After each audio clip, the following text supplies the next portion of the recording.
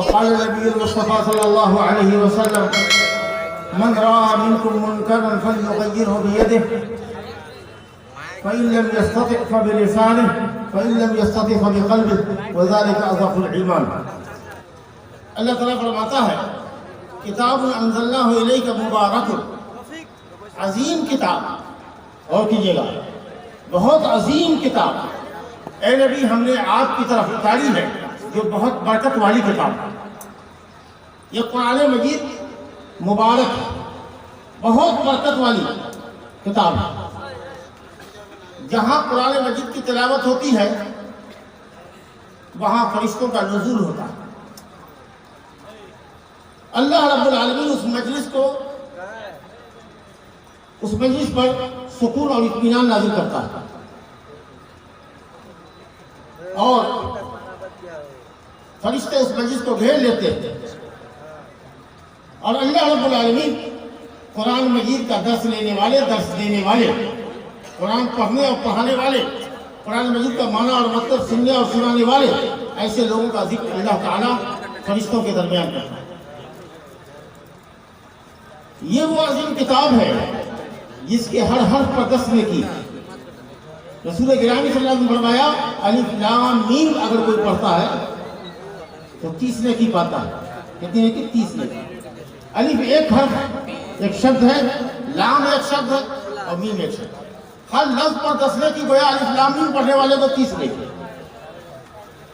الحمدللہ رب العالمین، الف لام ہے میم دال 5 لفظ میں 50 نیکی. الحمدللہ للہ میں 30 نیکی، رب میں 30 نیکی، العالمین میں الف لام ہے لام یہ مینو 60 نیکی. اب دیکھیے الحمدللہ رب العالمین پڑھ رہے ہیں، آپ غور کیجئے کہ کتنی نیکی آپ کو ملتی ہے.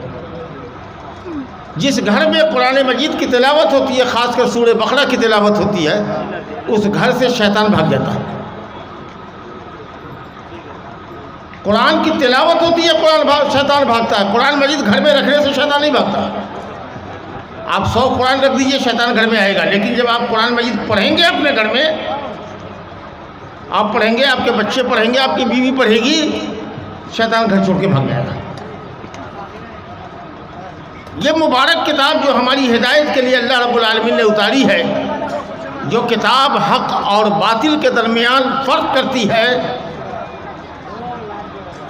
وہ کتاب جس میں تمام اگلے انبیاء کی تعلیمات کا ذکر ہے، وہ عظیم کتاب اسی مہینے میں اتری جس کو ہم رمضان المبارک کے نام سے جانتے ہیں، جو چند دنوں کے بعد ہم پر اور آپ پر سایہ فگن ہو رہا ہے. اللہ کرے کہ یہ مہینہ رمضان کا آئے اور ہم سب لوگ صحت کے ساتھ ہوں، عافیت کے ساتھ ہوں، اور زیادہ سے زیادہ اللہ رب العالمین کی بندگی کرے. روزہ کو اس طرح رکھیں جیسے روزہ رکھنے کا حق ہے. کچھ تو فرق ہونا چاہیے کہ روزے دار کی زندگی میں غیر روزے دار کی زندگی میں، رمضان کے دنوں میں اور غیر رمضان کے دنوں میں کچھ فرق ہونا چاہیے کہ نہیں ہونا چاہیے. حضرت جابر بن عبداللہ انصاری رضی اللہ عنہ فرماتے ہیں کہ دیکھو اگر روزہ رکھو تو تمہاری آنکھ بھی روزے سے ہو، تمہارا کان بھی روزے سے ہو، تمہاری زبان بھی روزے سے ہو. مطلب یہ ہے کہ آنکھ سے کچھ نہ دیکھو جو حرام ہے، جس کا دیکھنا جائز نہیں ہے، اور کان سے وہ سب نہ سنو جس کا سننا حرام ہے، اور زبان سے جھوٹ نہ بولو، غیبت نہ کرو، بری باتیں نہ کہو. یہ اصل روزہ ہے. بھوکے پیاسے رہنے کا نام روزہ نہیں ہے.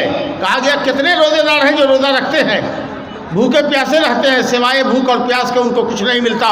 لیکن جو روزہ رکھتے ہیں یہ سمجھنے کے لیے کہ ایمان کو تازہ کرنا ہے، ایمان کو رینول کرنا ہے، ایمان کا نوینیکرن کرنا ہے، قرآن مجید کی تلاوت کرتے ہیں، ذکر و دعا کرتے ہیں، صدقہ خیرات کرتے ہیں، اور ایمان کی فضاؤں میں سانس لیتے ہیں، ان کا روزہ ہے، ان کے لیے بابرکت مہینہ ہے.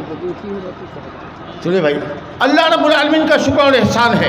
ہم بات کو مختصر کریں گے کہ اللہ رب العالمین کا شکر ہے کہ وہ عظیم کتاب اللہ رب العالمین نے جو ہماری ہدایت کے لیے اتاری ہے، جس کو اللہ نے مبارک کتاب کہا، جس کو ہدایت کا سرچشمہ کہا، جس کو سراپا رحمت کہا، جس کو مسلمانوں کے لیے دین اور دنیا کی کامیابی کی بشارت کا خزانہ کہا اللہ رب العالمین نے.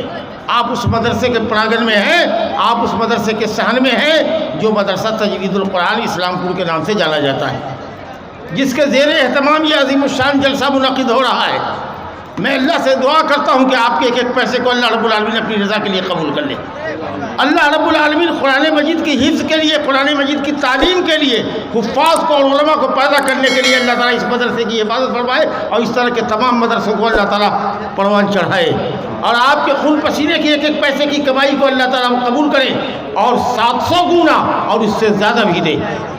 میں اس بھائی کے لیے جو غیر مسلم ہو کر جس نے 15,000 روپیہ دیا تھا، ہم دعا کرتے ہیں کہ اللہ رب العالمین اس کو چیریٹی کام میں، بھلائی کے کام میں تعاون کرنے کی اور توفیق عطا فرمائے، اور اس کو صحیح مارگ اللہ تعالیٰ اس کو دکھائے، حق اور ہدایت کی ستیہ کا جو مارگ ہو اللہ رب العالمین اس بھائی کو دکھائے۔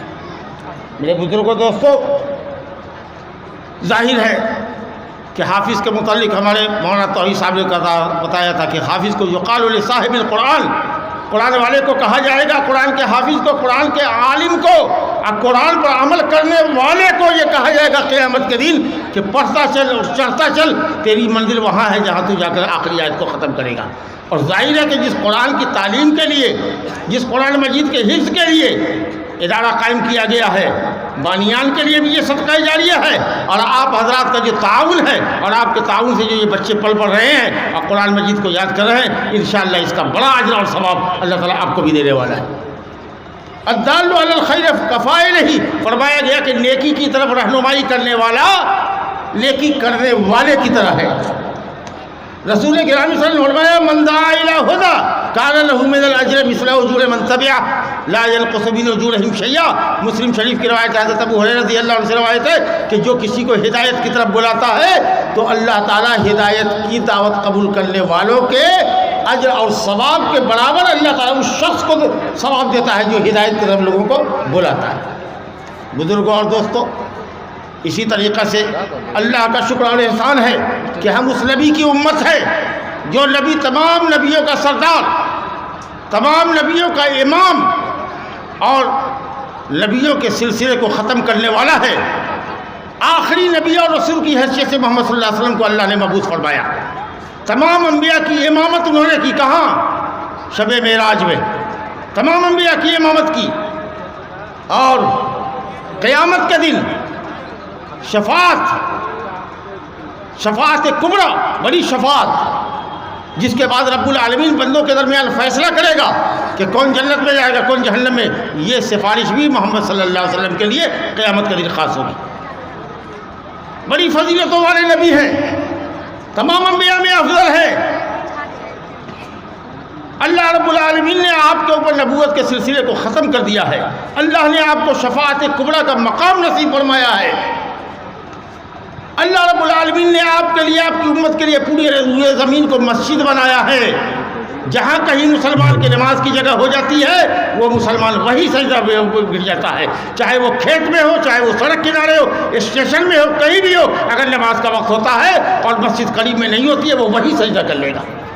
یہ کسی نبی کی امت کے لیے نہیں تھا، یہ صرف اس نبی کی امت کے لیے ہے۔ روئے زمین میں جہاں کہیں بھی پاؤ، پاک صاف ستھری جگہ ہے، نماز میں کھڑے ہو جاؤ۔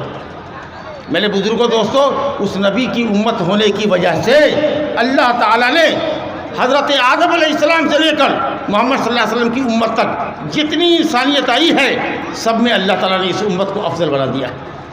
کیوں؟ اس لیے کہ اس امت کا رسول کون ہے؟ سب سے افضل رسول۔ تو ظاہر ہے کہ سب سے افضل رسول کی جو امت ہوگی وہ سب سے افضل امت ہوگی۔ اللہ رب العالمین فرماتا ہے سورہ آل عمران آیت نمبر 110 میں، کنتم خیر امت، تم لوگ بہترین امت ہو، سب سے بہتر امت ہو، سب سے افضل امت ہو، دنیا کی تاریخ میں تم سے افضل امت گزری نہیں۔ بھائیو، تھوڑی دیر کے لیے خاموش رہیے، آدھا گھنٹہ سے زیادہ آپ کا ٹائم نہیں لگے، پھر سوال جواب کریں گے۔ آدھا گھنٹہ اطمینان سے بیان سن لیجیے۔ یہ سب سے افضل امت ہے۔ اللہ فرماتا ہے کنتم خیر امہ، تم سب سے بہترین امت۔ کیوں ہو؟ اس کا ذکر بعد میں کریں گے۔ رسول اللہ صلی اللہ علیہ وسلم فرمایا انتم توفون 70 امتا انتم اعزها واکرمها علی اللہ۔ کہا دنیا میں 70 بڑی بڑی قومیں، بڑی بڑی امتیں گزری ہیں، 70 بڑی بڑی امتیں گزری ہیں، تم ساری امتوں میں 69 قومیں گزری ہیں، 70ویں قوم 70ویں امت تم ہو۔ تم سے پہلے 69 60 پر 9 60 9 69 امتیں گزری ہیں، اور تم تمام امتوں میں یہ 70ویں امت جس کے ذریعے اللہ نے 70 کی گنتی پوری کی ہے، یہ 70ویں امت گزشتہ تمام 69 امتوں میں سب سے افضل ہے۔ کتنا بڑا مقام ہے۔ کچھ باتیں آپ کے سامنے رکھتے ہیں، 2-3 باتیں رکھتے ہیں، اس کے بعد آپ بتائیں گے کہ کیوں یہ امت افضل کی گئی۔ اب دیکھیے، اس امت کو اللہ نے گواہ بنایا ہے، اس امت کو اللہ نے گواہ بنایا ہے، دنیا میں بھی گواہ بنایا ہے اور قیامت کے دن بھی۔ ایک ایک بات قرآن اور حدیث کی ہے۔ صحیحین کی روایت ہے، حضرت انس بن مالک رضی اللہ عنہ سے روایت ہے، کہتے ہیں کہ نبی کریم صلی اللہ علیہ وسلم کے پاس سے ایک جنازہ گزارا گیا، تو لوگوں نے کہا بہت اچھا آدمی تھا، بہت بھلا مانوس تھا، معلوم سی لوگ۔ تو نبی صلی اللہ علیہ وسلم نے فرمایا کہ وجبت، اس کے لیے واجب ہو گیا، ثابت ہو گیا۔ دوسرا کو جنازہ گزارا گیا تو لوگوں نے کہا بہت برا آدمی تھا، بہت خراب غلط آدمی تھا، تو نبی صلی اللہ علیہ وسلم نے فرمایا وجبت، اس کے لیے بھی واجب ہو گیا، ثابت ہو گیا۔ حضرت عمر فاروق رضی اللہ عنہ کہتے ہیں کہ میں نے پوچھا یا رسول اللہ، پہلا جنازہ گزرا تو آپ نے کہا وجبت، دوسرا بھی گزارا گیا تو آپ نے کہا وجبت، آپ نے فرمایا کہ انتم شہداء اللہ فی الارض۔ کہاں کی روایت ہے؟ بخاری مسلم کی۔ راوی کون؟ حضرت انس بن مالک کہتے ہیں کہ تم لوگ اللہ کے گواہ ہو زمین میں۔ تم میں کا کچھ لوگ اگر کسی کو کہتا بھالو مانوس تھا، بڑا اچھا آدمی تھا، اگر مسلمان اچھے کچھ لوگ کسی کو اچھا کہتے ہوں تو اس کے لیے جنت واجب ہو گئی۔ اللہ اکبر، تمہاری گواہی ہے، تم اچھے مانوس بھلے مانوس لوگ اگر کسی بھلے مانوس کے لیے کہتے ہو کہ بھالو مانوس تھا تو اللہ تعالیٰ اس کے لیے جنت ثابت کرتا ہے۔ لیکن اگر تم لوگ کسی کو کہتے ہو کہ بہت برا آدمی تھا، بہت گندا آدمی تھا، بہت چور تھا، بددین تھا، شرابی کبابی تھا، چلو اس کے مرنے سے اللہ کے بندوں کو اور اللہ کی زمین کو سکون مل گیا، چین مل گیا، بہت بدماش آدمی تھا، بھلے بڑھ گیا، تو اس کے لیے جہنم ثابت ہو گئی۔ انتم شہداء اللہ فی الارض، تم زمین میں اللہ کی گواہ۔ معمولی بات ہے، کیا بات کرتے ہیں اس لڑکے سے؟ کیا بات کرتے ہیں اس لڑکے سے؟ قرآن حدیث کے سامنے بات کرتے ہیں آپ لوگ۔ اب آپ آئیے بخاری کی شریف کی حدیث دیکھیے، ابو سعید خدری رضی اللہ عنہ کی حدیث سناتے ہیں، کہا کہ قیامت کے دن حضرت نوح علیہ السلام کو اللہ تعالیٰ بلائے گا، کہے گا اے نوح،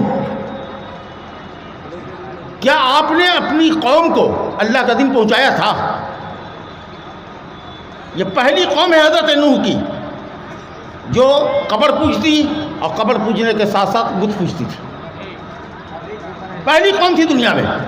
حضرت آدم اور حضرت نوح کے درمیان 1000 سال گزرا، سب لوگ ایک اللہ کی بندگی کرنے والے تھے، ایک ایشور کے پرشنسک تھے، ایک ایشور کے آگیاکاری تھے، ایک اللہ کی عبادت کرنے والے تھے۔ یہ پہلی قوم ہے نوح علیہ السلام کی قوم، جن کے یہاں 5 بزرگ تھے، بڑے بڑے بزرگ، اور بھی بزرگ رہے ہوں گے لیکن 5 کو بڑے بڑے بزرگ تھے، ان سب کی موت قریبی مدت میں ہو گئی، ہاہاکار مچ گئی۔ جیسے ہی کرونا کال میں 1 سال کے اندر میں ہندوستان پاکستان میں بڑے بڑے علماء کی موت کی سب بچ گئی، بڑے بڑے علماء گئے۔ اور ہم نے آج بھی جمعہ کے خطبے میں کہا ہے کہ علماء کی موت علم کا اٹھ جانا ہے، اور علم کا اٹھ جانا اور جہالت کا پھیلنا قیامت کی علامتوں میں سے ہے۔ بہت دن دنیا کو نہیں رہنا ہے، اب کتنا دن رہے گی تو اللہ جانے، لیکن آخری دور میں ہم لوگ ہیں، آخری دور میں۔ پہلی قوم ہے جس نے شرک کیا۔ حضرت نوح علیہ السلام کو اللہ نے ان کی ہدایت کے لیے بھیجا، کتنے سال تک؟ 950 سال تک انہوں نے قوم کو اللہ کی توحید کی طرف بلایا کہ لوگوں صرف ایک اللہ کی بندگی کرو۔ لیکن جب قوم نے انکار کیا اور سوائے چند لوگوں کے اور کوئی مسلمان نہیں ہوا تو اللہ نے کہا نوح بس کر، اب آپ تیری قوم میں اب کوئی ایمان نہ لائے گا سوائے ان کے جو ایمان لا چکے ہیں۔ اب ہم ان کو عذاب دینا چاہتے ہیں، آپ کشتی بناؤ۔ اور کشتی بنائی انہوں نے، لوگ مذاق اڑا رہے تھے کہ ریت میں چلاؤ گے کشتی، اور آپ کو معلوم ہے کہ کیسا طوفان آیا، ایسا طوفان آسمان اور زمین سے آیا کہ جس تندور میں چولہے جل رہے تھے تندور میں وہاں سے بھی پانی نکلنے لگا، اور بعض لوگوں نے کہا ہے کہ سب جگہ سے پانی نکلے گا. یہ مطلب ہے تندور کا مطلب تندور نہیں، ہر جگہ سے پانی نکلنے گا. اور دنیا جلمگن ہو گئی، جل تھل ہو گئی. اور لوگ کہتے ہیں ہم فلاں باپ کے بیٹے ہیں، فلاں مولانا کے بیٹے ہیں، فلاں حاجی کے بیٹے ہیں. حضرت نوح کا بیٹا نوح پر ایمان نہ لانے والا، حضرت نوح کی بیوی حضرت لوط کی بیوی نوح پر ایمان نہ لانے والی، لوط پر ایمان نہ لانے والی جہنم میں گئی. بیٹا اگڈو کر رہا ہے حضرت نوح کا، کہہ رہے اللہ تعالیٰ میرا بیٹا ہے. کہا نہ نہ نہ، نبی کا بیٹا وہ ہوتا ہے جو نبی کی بات مانتا ہے، جو اللہ کے دین پر ہے. آپ اپنے بیٹے کی سفارش مت کیجیے، وہ آپ کا اہل نہیں ہے. اگر آپ اس طرح کی بات کریں گے تو جاہل ٹھہریں گے، جاہل ٹھہریں گے. کس کو اللہ کہہ رہا ہے؟ بڑے پیغمبر کو. بہرحال 950 برس حضرت نوح علیہ السلام نے اپنی قوم کو دعوت دیا. ایک دم سرل اردو میں بولتے ہیں آپ کو تاکہ سب کو سمجھ میں آئے. اور وہ قوم 950 برس جس کو ایک نبی نے دعوت دی ہے، وہ قیامت کے دن اللہ کے دربار میں کہیں گی کہ نہیں، نوح نے کوئی دعوت تیری نہیں پہنچائی، انہوں نے دین نہیں پہنچایا. اللہ اکبر. نوح علیہ السلام کہیں گے اللہ ہم نے 950 سال تیری دین کی دعوت دی. قوم کہے گی نہیں یہ غلط بولتے ہیں. تب اللہ پوچھے گا کہ نوح کون گواہی دے گا تمہاری؟ تو کہا محمد صلی اللہ علیہ وسلم اور ان کی امت. یہ جو بات بول رہا تھا ہم کو، محمد صلی اللہ علیہ وسلم اور ان کی امت، محمد صلی اللہ علیہ وسلم اور ان کی امت گواہی دیں گے. پوچھے گا قوم کا لوگ کہ تم تو آئے ہمارے 1000 2000 5000 10,000 سال کے بعد آئے، تم کو کیا معلوم؟ ہم کہیں گے کہ جو کتاب اللہ نے آخری کتاب اتاری تھی، اپنا کلام اتارا تھا، اس میں نوح علیہ السلام کی دعوت کا ذکر تھا کہ انہوں نے 950 سال تک قوم کو دعوت دی اور قوم ایمان نہیں لائی. قرآن پڑھ کر کے تم کو ایمان ہوا، علم ہوا. اللہ اکبر. حضرت نوح کو ڈگری مل جائے گی اور قوم کے گنہگاروں کو اللہ تعالیٰ جہنم رسید کرے گا.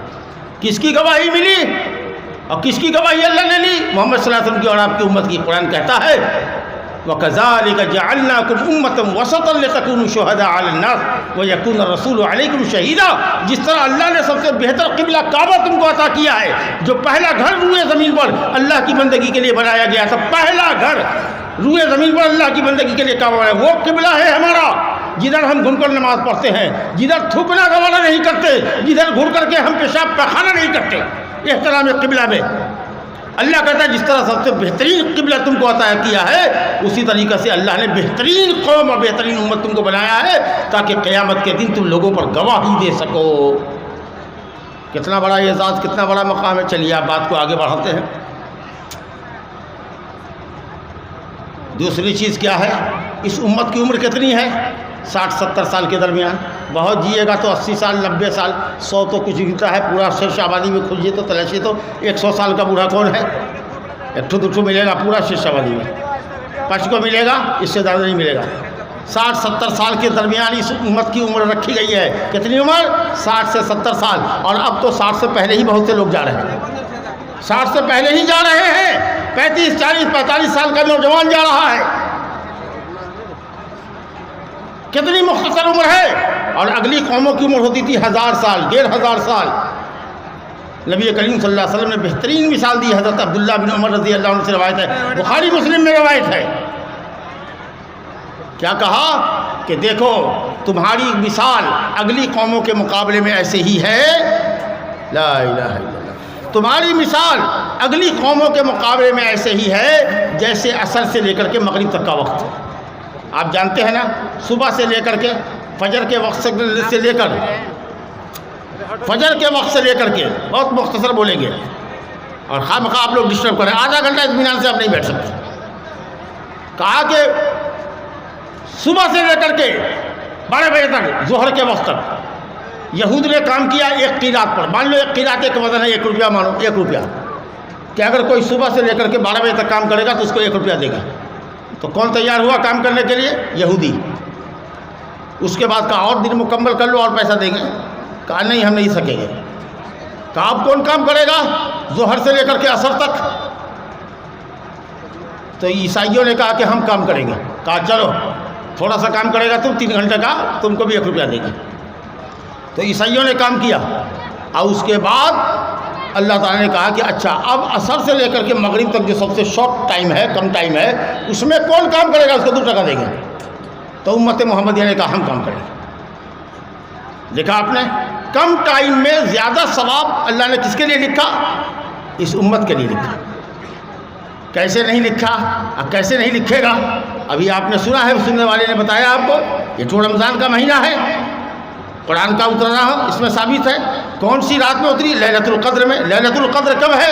रमज़ान के आखिरी अशरे में, ख़ास करके फुट रात जो है 21, 23, 25, 27, 29 है। अहले हदीस इसको नहीं मानता है, 27 की रात को नहीं खाली मानता, खाली 23 को नहीं मानता, पाँचों रात में जगता है जी। अगर वो रात तुमने इबादत इलाही में गुजार लिया तो तुम्हारी इबादत 1000 महीने से बेहतर हुई। अभी सुना थे, वक्ता बोल रहे थे कि 83 साल कुछ महीना। किसके मुकाबले में? उन कौमों के मुकाबले में जिनको अल्लाह ताला ने लैलतुल क़द्र नहीं दिया था। अगली कौमों को अल्लाह ने लैलतुल क़द्र की ये फजीलत नहीं दी थी। अगर लैलतुल क़द्र रहा भी हो उनके यहाँ, लैलतुल क़द्र रही भी हो, तो ये सवाब नहीं था उनके यहाँ। अल्लाह ने इस उम्मत को सवाब दिया कि लैलतुल क़द्र में अगर अल्लाह की इबादत करते हो, 83 साल की इबादत है। अगर मान लीजिए कि कोई आदमी 60 साल 70 साल का हो गया, 15 साल से उसने लैलतुल क़द्र का एहतमाम किया, आप समझ सकते हैं कितने हज़ार साल की उसकी इबादत हो जाएगी। ये अल्लाह का करम है आपके लिए कि थोड़ा अमल कीजिए और ज़्यादा सवाब पाइए। लेकिन क्या बात है, कोई कहे कि नहीं 83 साल 4 महीने की इबादत है, बेहतर है, अब नमाज ना पढ़ो 5 वक्त की, खाली लैलतुल क़द्र में इबादत करो, ना एक को कौड़ी ना मिलेगा, एक को कौड़ी ना मिलेगा, एक को कौड़ी ना मिलेगा। 5 वक्त की नमाज फ़र्ज है, रमज़ान का रोज़ा फ़र्ज है, मालदार हो तो माल की ज़कात फ़र्ज है, उससे भी ज़्यादा मालदार हो तो हज फ़र्ज है। ये सारे काम करने होंगे और उसके बाद लैलतुल क़द्र में अगर इबादत करोगे तो अल्लाह ताला एक रात की इबादत का सवाब अगली कौमों के 83 साल की उम्र के बराबर एक रात का सवाब तुम्हारे लिए अता फरमाएगा। धोखा में नहीं पड़ना। ये सब नेकी कबूल होगी जब ईमान तुम्हारा सलामत रहेगा, तौहीद रहेगी कायम कि एक अल्लाह बंदगी के लायक है बस, और उसकी आज्ञा का पालन करना होगा, फ़राइज़ और वाजिबात को अदा करना होगा, हराम काम से बचना होगा। तब जाकर के तुम्हारी एक रात की नफली इबादत, जो लैलतुल क़द्र की नफली इबादत होगी, जिसमें नमाज़ पढ़ोगे, ज़िक्र तिलावत करोगे, दुआ करोगे, वो अल्लाह ताला अगली कौम के 83 साल से ज़्यादा की उम्र की नेकी लिखेगा। कितनी बड़ी बात हुई, ये 2 खूबी हुई। अच्छा।